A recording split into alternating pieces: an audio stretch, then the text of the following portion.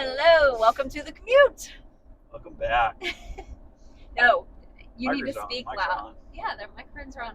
You need to speak louder.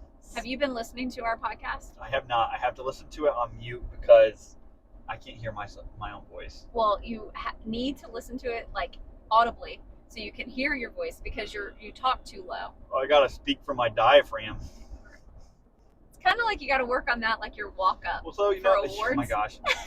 So I do this thing while we're doing a podcast, driving. So I'm usually focused more on that, as much as people don't want to believe that. So this is the excuse. Yeah, that's right. Okay, so our excuse is Andrew's driving, so therefore can't speak clearly. Yeah, that's fair. I think that's fair. I think you should, maybe I tend to be a mumbler, anyways. Maybe do your head this way just a little because the microphone's there, and maybe that's why I'm louder, or maybe I'm just a naturally louder person.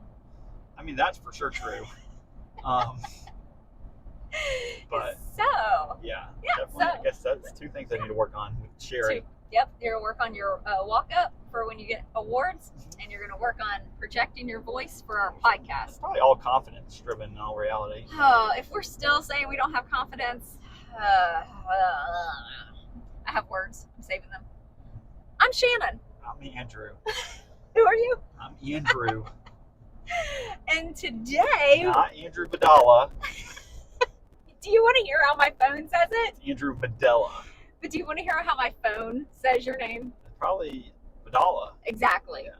So I hear that. Yes, but Often. 12 years. Vidala. Videla, like the computer. Vidala. Yep. Vidala. The Italians say we pronounce it Badala. We're not in Italy. We're in America. Badala. That makes more sense. Yeah, I like it. Now I already forgot the real way. Videla. Videla. Yeah. See how easy that is? I don't know. Apparently I can't say the either. The lady, the lady at Floor & Decor, when she was putting in my name, she put V-A-D, what's the Spanish, like backwards E looking thing? She put that for my name and for my email, and I never got the email receipt. And I tried to correct her. Like, oh no, I did it right. V-A-D-A-L-A. I'm like, that's not what you put. Listen, I've never got that guy. But it's okay. It's okay. I got the printed receipt. That's what matters. But I would like one in my email. So I could just forward it to John. Poor thing. For me. So today we are leaving a listing appointment. On our way back to the office, and we started talking about two different things. I was like, wait, it's a podcast, so we are going to record it. We went to a listing, and this is very common, so it's not even just this listing. Most sellers believe that their homes are worth more than they are. But yet when they go to be a buyer, they think no home is worth what the seller is asking for it. It is such a weird... Yeah, it doesn't make any sense. It's like, just logically, none of that ever computes in my brain. And you can't say, so are you going to pay full price for the next house that you go to? No? Oh, but yours should be full price. Anyways, so you could. You probably wouldn't get the listing. Well, and I might get cussed out or hit. So in the case of Georgia real estate in 2024, there's a lot of homes sitting. And most of them, I would say, it is simply because they're overpriced for the current condition. Yep. They still have that like COVID brain. I feel like with listings. Yeah. It's like let's just put it up there. Someone will come along and pay it. And I'm just like, no, they won't anymore. Yeah. And it's also now like your home. Buyers seem to be looking for a very specific thing, right? It's like move-in ready, open floor plan, preferably craftsman style. Just very standard, basic. Probably dark floors and white, Yeah, very. Not like tan floors, like dark brown floors usually. There's some underhanded or backhanded comment there. Underhanded, backhanded. Some crap that he is trying to pull out on one of our flips. He's disagreeing with the floor color, but he's wrong. And why are we getting so close to this? Well, he's barely moving. anyways, back to overpriced listings. Yeah. So we are in a weird market, and I wish agents would start being a little bit more firm on the price, even though I take overpriced listings all the time. Yeah. I think we just need to communicate if we're taking an overpriced listing, hey, Mr. or Mrs. Seller, this is not probably going to sell for this price. We will try, Right. but we need to have a reduction plan in place.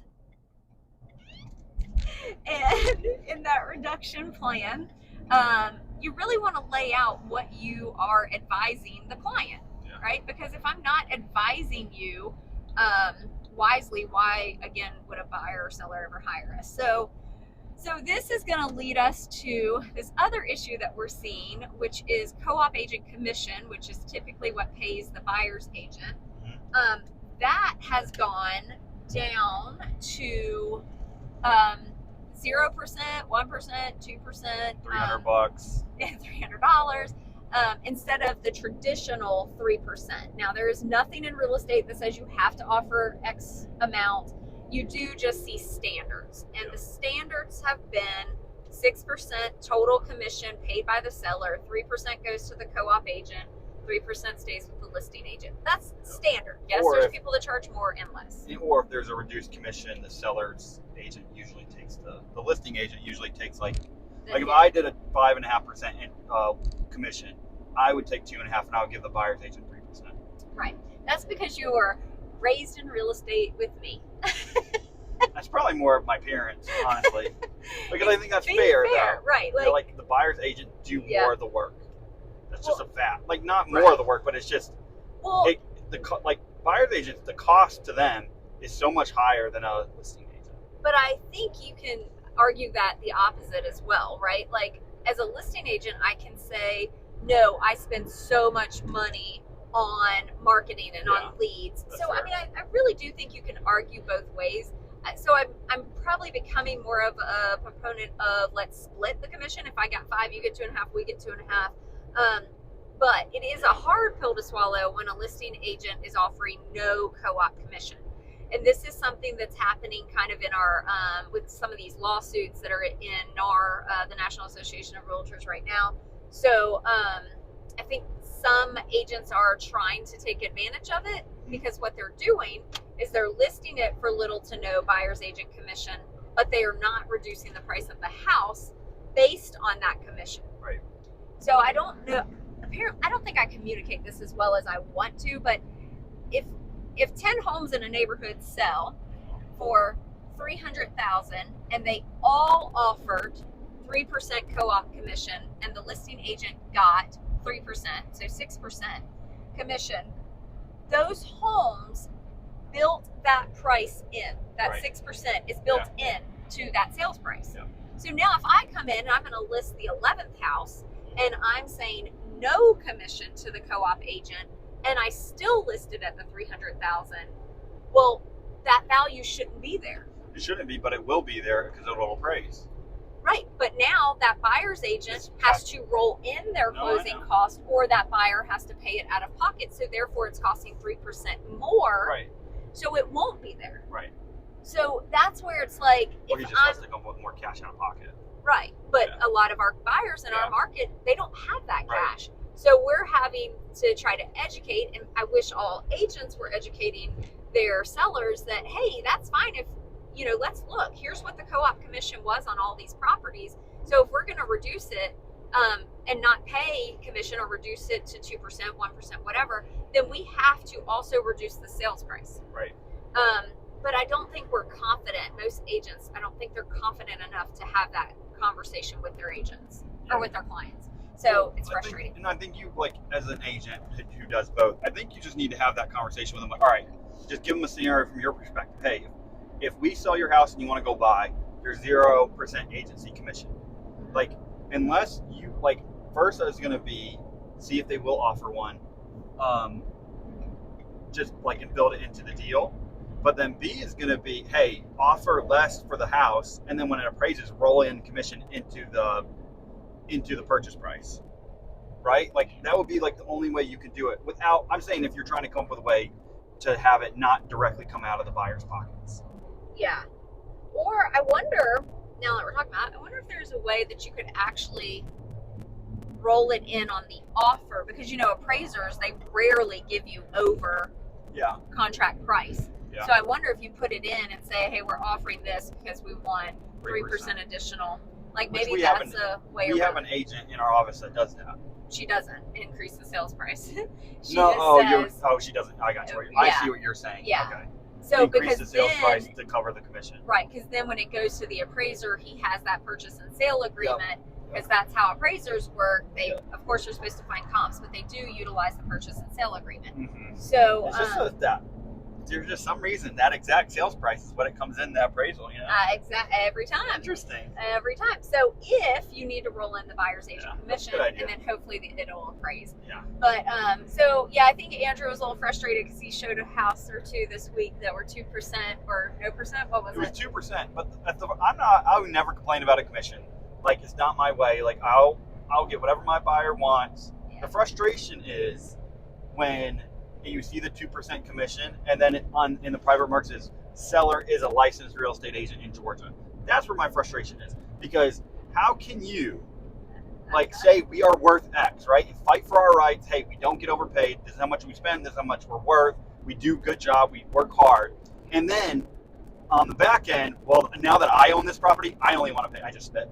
Now that I own this property, I only want to pay 2% because I want to keep my money. You have to have the same energy for both sides. Just because now it's your money, you have a different take. That's crazy. Yep. We never, on our flips, we'll never offer. Always 3%. It'll always be split. The commission will always be split evenly. It will never be, I want to only offer 2% because no, that's not fair. Right.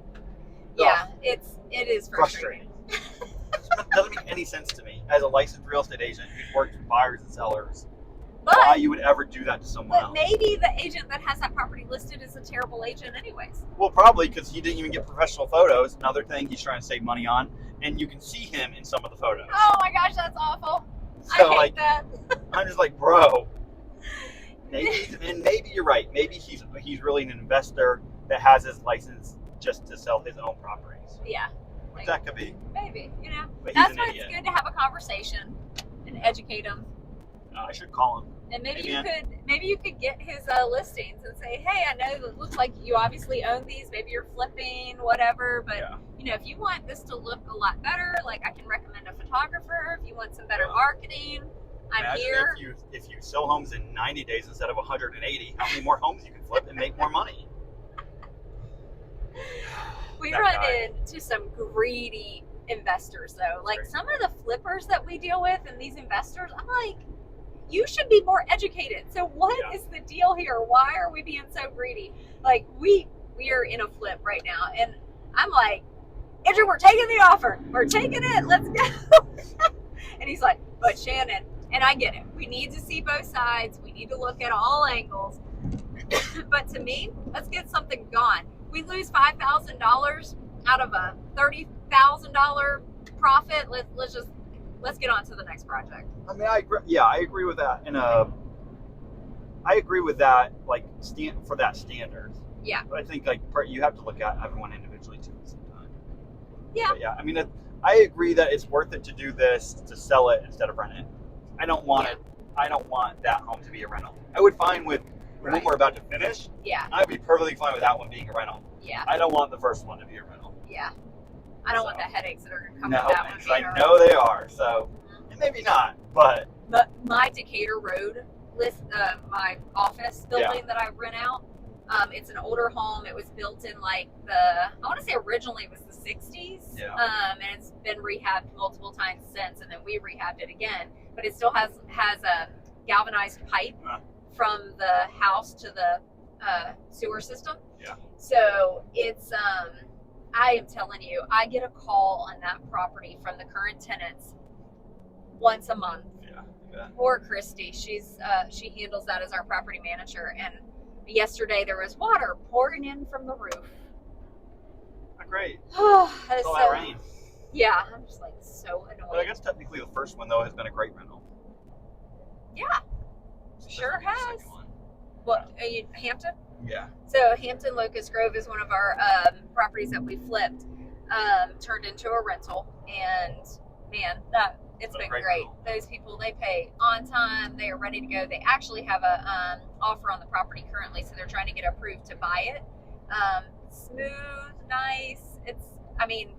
Now them qualifying has been a little bit bumpier, but the fact that they're trying has been amazing. Yeah. And that 1901 house is the one that we are doing a lease purchase on, so we just got through our due diligence on that. Well, not technically, but yeah, we're about to sign the ICA, so yeah. We'll so not ICA, ATAC. So the ATAC.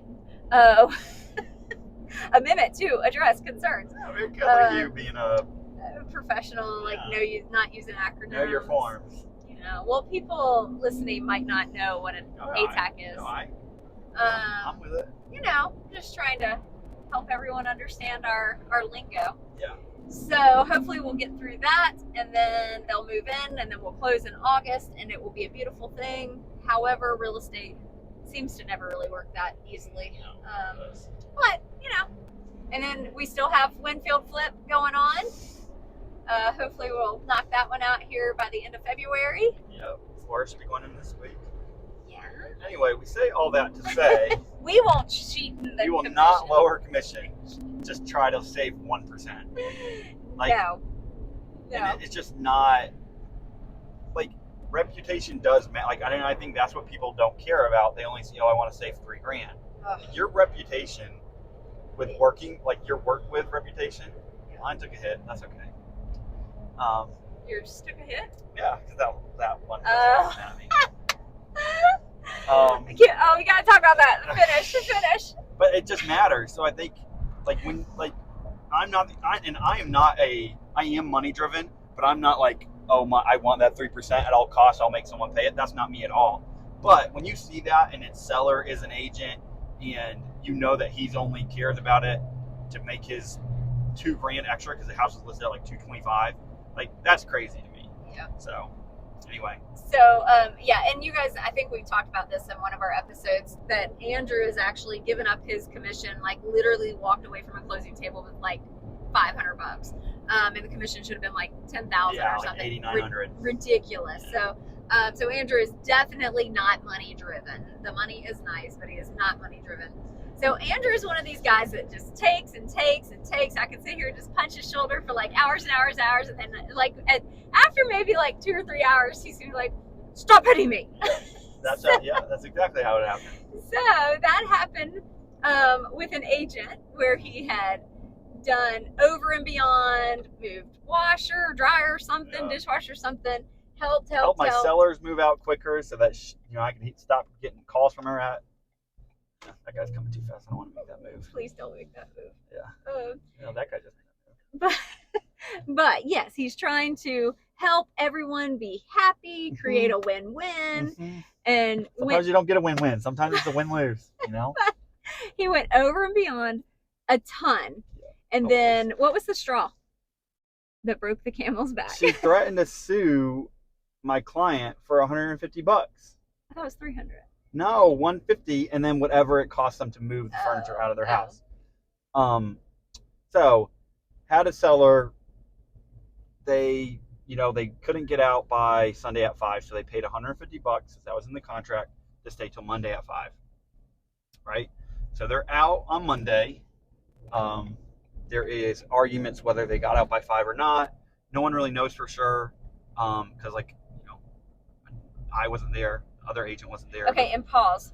The buyer's agent and buyer are the ones that should have gone to the property at 5 o'clock. At 5 o'clock to do an official move out. Right. And to check to make sure that everything was above bar and that they were happy. Right. So that is her or his buyer's agent responsibility. Right. Not the listing agent. Right. So I got a call on Wednesday.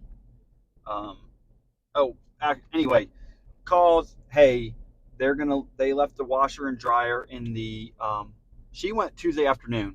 They were out.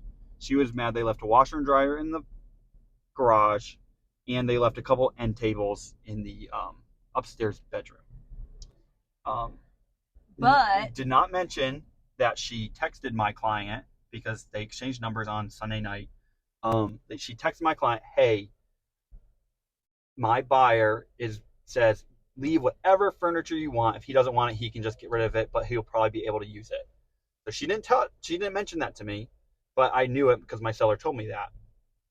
So she calls me, pissed off. Like, this is probably the 6th conversation I've had with her because this washer dryer, I told her I'll get it out just to make her buyer happy because he has his own washer dryer, blah, blah, blah. It was in the garage.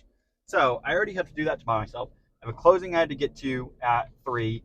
I had to go from my closing to get to their house to get washer dryer. It's 5 o'clock. I had to drive through all that traffic, all that crap. So then Thursday I get a call just reaming me out again. They're going to sue us because we left those end tables. They left tires in the backyard somewhere. I don't know.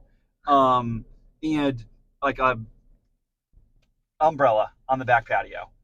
And I was just like, listen, I've had this happen to me as a buyer's agent too. I understand it sucks. I don't really know what you want me to do other than go after my client. There's nothing really I can do. According to everything in the contract and then what you texted them, they're fine. You know what I mean? Like, right. They sweep, they cleaned up the house, like they fixed all the things that you guys asked them to fix when we did our final walkthrough, because there's a couple like little things that they asked them to do and they did it.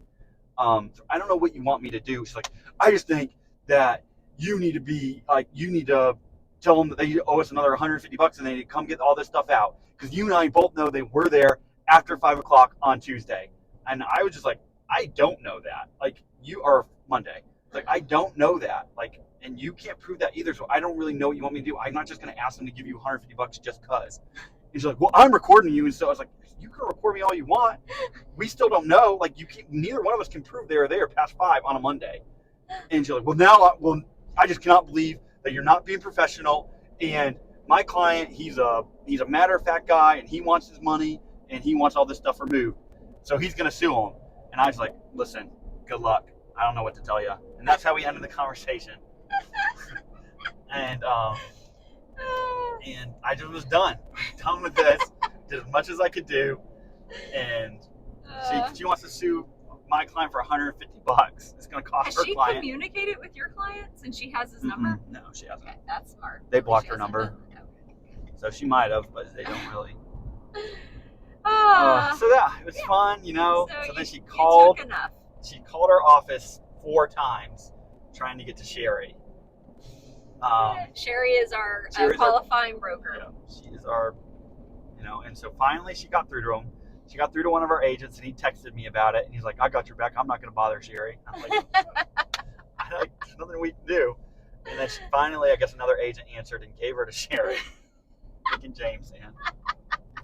And then Sherry had my back, and she was just like, listen, you told his client that he can leave as much as they want. Like, you shouldn't have told her that if you really didn't want him to leave stuff. Yep. Like that, at the end of the day, you shouldn't have said that. That's number 1. Number 2 is she should have went to the walkthrough. Yeah, on Tuesday, Monday at 5. Yeah. She should have been there 10 minutes before 5. Yep. Hey guys, you ready? Time to do a walkthrough. If you're past 5, it's going to be another $150. Right. And yes, those are awkward situations, but that is what we get paid to do. Right. So ultimately, if anyone should give anyone any money, she should give her client money, and she should get the stuff removed. It should not be on the listing agent or the seller side. And people throw that sue around so much. Oh, that's why it's good luck. Yeah, like, and here's, so for future, the second someone says they're going to sue, okay, since you have mentioned that you're going to sue, all communication now needs to go through my attorney. Please reach out to Blake Edge for anything further. And hang up. I should do that. Because you can't, like, once someone has threatened to sue you, you can no longer communicate. Yeah. Because all you're doing then is putting yourself at risk, right? Yeah. Just like if you get arrested. Fair. What do they say? Right. So you've got to pass that buck to Blake Edge and say, love you, Blake. Don't worry, this will never happen. You'll never hear from this person. Right. However, so that was just some of the stuff on our mind today. Yeah. Stressful. I just couldn't believe it, honestly. $150. I had a freaking lady 5 days past closing. It was supposed to be $300 a day. Left a ton of crap, and just like there's literally, and that's the sucky part in those contracts, unless you actually want to sue, which is going to cost you money. Yep. like a good chunk of money, there's not really anything you can do about it. So like that's where I was just like, they have 2 end tables, and I came and got the washer and dryer. Well, imagine the person that doesn't move out and you have to go through an eviction. Yeah, because that happens too with temporary occupancy agreements. Fun stuff, man. Yeah, and I don't know why I'm just going back to this, but even on the commission and like when you're talking about money, everything should just be matter of fact, right? Like in our industry, like we just left the listing appointment. He was like, "What's your commission?" I said, "Is there anything else you'd like to talk about? Any questions you have?" He said, "Yeah. So let's talk about commission. So how much do you charge?" I was like, 6%. 3 to us, 3 to the other co-op. Yep. Simple. No additional comments are needed. But I think that was good though, because you also though before that you went into all the marketing stuff you're gonna do. That costs real dollars. Exactly. Like to send out postcards and to send out actual marketing material for that listing in the surrounding area costs actual money. That we don't get paid on unless we close the house. So like there has to be some reward in there for us spending money and not knowing if we're gonna get a return on it. Correct. Like, well, but then it was making me think about what you just said, even like this 150 a day and all that stuff. Like my problem with the temporary occupancy agreements is buyers, mostly buyers, but sellers too, everyone just signs contracts, right? They don't read them. And then agents that aren't good are not explaining them. So a temporary it has a number on there, temporary occupancy. So agents have got to start explaining that to the clients. Because if it's like, if you told your client, if you sat down with your client and said, here's what has to happen. This is $150. You obviously did, because they said, hey, it's going to be $150 a day. Can you see if we can stay another day? Right? But for people that don't do that, like everyone's blindsided. What? I got to pay what? So it's just like being matter of fact when it comes to a contract, and the things that are like financially driven, they've got to be specified. You've got to like communicate it, not only in the contract, but voice it as well.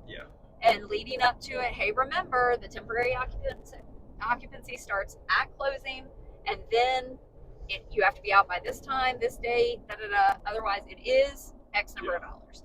I just don't think that happens enough. It doesn't happen enough in this industry. I think everyone's just hoping that it goes super smooth. You don't have to worry about it. I we'll cross that bridge when you come to it. But like, if you can just prepare your client for it, like they had no problem paying the 150 bucks. Like, hey, we would rather pay 150 bucks and stay an extra day than I guess, I don't know.